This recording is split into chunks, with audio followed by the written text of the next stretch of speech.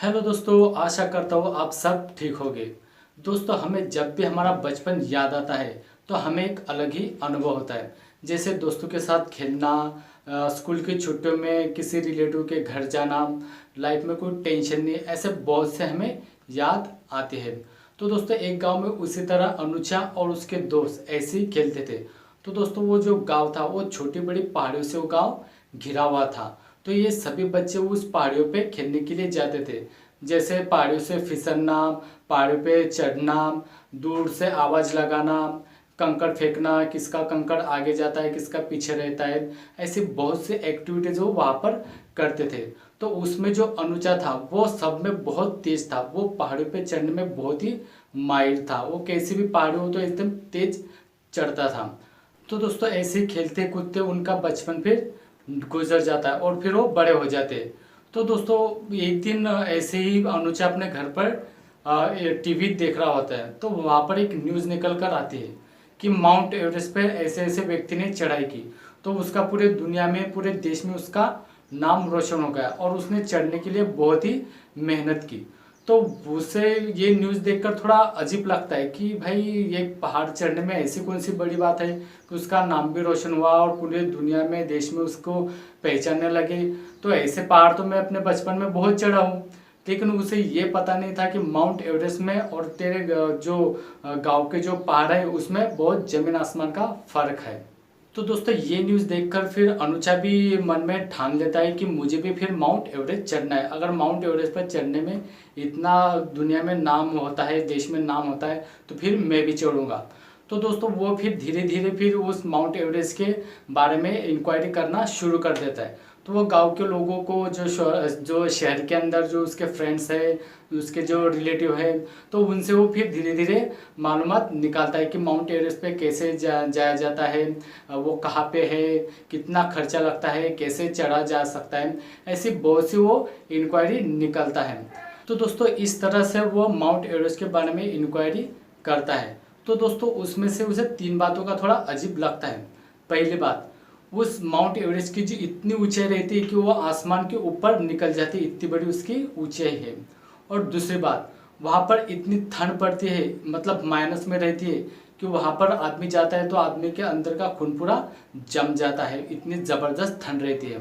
और तीसरी बात, जैसे जैसे हम माउंट एवरेस्ट के ऊपर चढ़ते जाएंगे तो वहाँ के जो ऑक्सीजन का जो लेवल है वो भी फिर धीरे धीरे कम होने लगता है, फिर हमें सांस लेने में दिक्कत होती है। तो उसे ये तीन बातें थोड़ा डरावनी जैसी लगती है। लेकिन वो ये भी सोचता है कि अगर दूसरे आदमी, दूसरे लोग अगर वहाँ पर जाकर वापस आ सकते हैं तो फिर मैं भी वहाँ पे जाके वापस आ सकता हूँ, मेरे में भी वो हिम्मत है।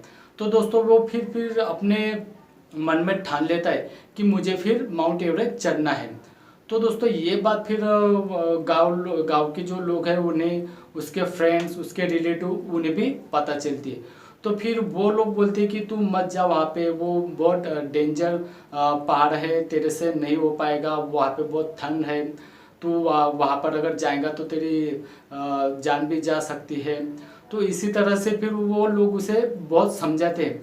फ्रेंड बोलते हैं कि अपने वो गाँव जैसा पहाड़ नहीं, कि तू जैसे बचपन में चढ़ता था अभी चढ़ता है, वैसा वो पहाड़ नहीं है, तो तू मत जा। तो उन सभी की बातों को दरकिनार कर देता है और फाइनली डिसाइड कर लेता है कि मुझे माउंट एवरेस्ट चढ़ना ही है। तो दोस्तों, इसी आत्मविश्वास के साथ फिर अनुजा फाइनली माउंट एवरेस्ट के पास पहुंच जाता है।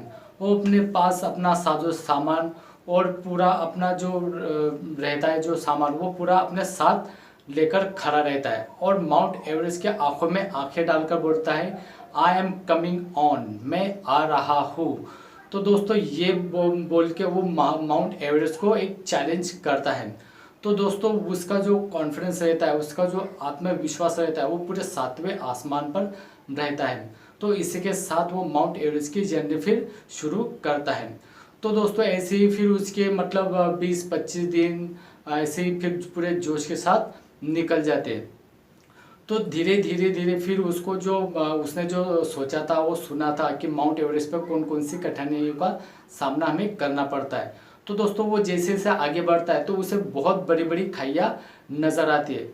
वो इतनी बड़ी खाइया रहती है कि दोस्तों अगर उसमें कोई गिर जाए तो शायद ही वहाँ से वापस आ पाए। और वो जैसे जैसे आगे जाता है फिर उसको खून को जमा देने वाले ठंड का भी फिर एहसास होने लगता है। तो दोस्तों फिर माउंट एवरेस्ट पर आगे बढ़ने के लिए हमें ऑक्सीजन सिलेंडर की आवश्यकता रहती है, तो वो भी उसके पास रहते हैं। तो उसके सहारे ही वो आगे की माउंट एवरेस्ट की जर्नी वो पूरी करता है। तो ऐसे फिर धीरे धीरे जाते रहता है, उसके मतलब पूरे जोश के साथ वो आगे बढ़ता रहता है। तो दोस्तों फिर जो आगे बढ़ते हुए उसके पास जो ऑक्सीजन का जो सिलेंडर रहता है, तो दोस्तों वो भी फिर उसके पास का जो धीरे धीरे कम होने लगता है। तो दोस्तों वो वहाँ पर पहुँचता है तो फिर मतलब माउंट एवरेस्ट कुछ दूरी के अंतर पे ही रहता है। तो वो फिर उसके साथ में एक समस्या ऐसी खड़ी हो जाती है कि उसके पास जो ऑक्सीजन सिलेंडर है वो पर्याप्त नहीं रहता है। मतलब वो ऐसा रहता है अगर वो माउंट एवरेस्ट पर कभी पूरा चढ़ जाता है तो वहाँ पर उसे आने के लिए ऑक्सीजन नहीं बचेगा। तो फिर वो सोचता है कि अगर मैं चढ़ जाऊँ, मैं तो चढ़ जाऊँगा माउंट एवरेस्ट के चोटी पर, लेकिन मैं शायद ही फिर वहाँ से वापस आ पाऊँगा। तो फिर थोड़ी दुविधा में पड़ जाता है कि अभी मैं क्या करूँ, कैसे करूँ। तो फिर वो सोचता है कि अगर मैं रिटर्न चला जाता हूँ तो अभी मैं जितना भी मुझे इस जर्नी का जो अनुभव आया है तो उसके सहारे में आगे जो रिटर्न जाऊँगा वापस, तो अगली बार आऊँगा तो मुझे अच्छा अनुभव रहेगा, तो मैं अच्छी तरह से माउंट एवरेस्ट को पूरा चढ़ जाऊँगा। तो फिर इसी के साथ वो ये डिसाइड करता है कि मैं अभी यहाँ से वापस रिटर्न चला जाता हूँ और मैं अगली बार आऊँगा। और अपने आप से वो वादा यही करता है कि मैं यहाँ पर आऊँगा और माउंट एवरेस्ट चढ़ के दिखाऊँगा, क्योंकि मुझे माउंट एवरेस्ट चढ़ना है। तो दोस्तों मैं आपको बताना चाहूँगा कि हमारे ज़िंदगी में भी हमें ऐसे निर्णय लेने पड़ते हैं, जैसे कि हमें लाइफ में बिजनेसमैन बनना है, सॉफ्टवेयर इंजीनियर बनना है, गाड़ी खरीदनी है, घर बनाना है, पैसा कमाना है, ऐसे बहुत से निर्णय लेने पड़ते हैं।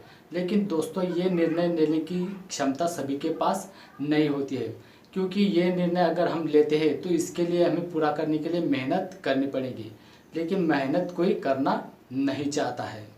तो दोस्तों हम जिंदगी में एक एवरेज बनकर क्यों रह जाते हैं? क्योंकि दोस्तों हमारे लाइफ में कोई लक्ष्य ही नहीं रहता है, जैसे हमें क्या करना है, कैसे करना है, क्या पाना है, क्या बनना है। जैसे कि आप ऐसा समझो कि आप ट्रेन में बैठे हो लेकिन आपको कहाँ उतरना है, कहाँ जाना है ये आपको पता ही नहीं है। ठीक उसी तरह हमारे लाइफ में लक्ष्य नहीं होने के कारण हमें ज़िंदगी में क्या करना है ये हमें पता ही नहीं है। दोस्तों लक्ष्य पर हम पहुँचेंगे या नहीं इसमें कोई बुरी बात नहीं है, लेकिन हमारे लाइफ में, हमारे ज़िंदगी में अगर कोई लक्ष्य ही नहीं है तो ये सबसे बुरी बात है। दोस्तों आपको लाइफ में अगर कुछ नया करना है, कुछ बड़ा करना है, तो आपको अपने लाइफ में एक लक्ष्य डिसाइड करना होगा, और आप उस लक्ष्य पर पहुँचोगे या नहीं ये आपको वक्त ही बताएगा। तो दोस्तों आई होप ये वीडियो आपको ज़रूर पसंद आया होगा। तो दोस्तों अगले वीडियो में मिलेंगे, तब तक के लिए जय हिंद, जय भारत।